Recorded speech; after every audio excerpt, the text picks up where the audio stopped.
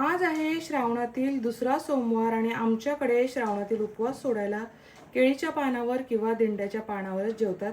तर आज मी केळीच्या पानावर जेवण वाढलेलं आहे. तर आज मी जेवण काय बनवले ते तुम्हाला दाखवते. हे बघा, श्रावणातील सोमवारचा उपवास सोडायला आमच्याकडे केवळ्याची आमटी केली जाते. केवळ्याची आमटी, केवळा किंवा कैला काही म्हणतात. तर मी मस्त बनवली आहे कैल्याची आमटी. गरमागरम भातावर मस्त अशी कैल्याची आमटी वाढलेली आहे. भाजीमध्ये आहे वाटाण्याची भाजी, त्याच्यामध्ये फरस आणि सुरण घातलेला आहे.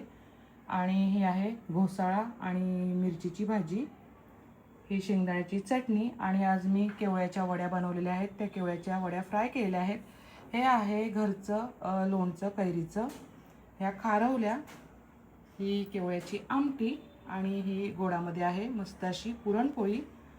तर असं हे माझं आजचं श्रावण स्पेशल जेवण तयार आहे. तुमच्याकडे आज काय मेन्यू आहे कॉमेंट करून नक्कीच सांगा. चला तर आता आम्ही उपवास सोडून घेतो.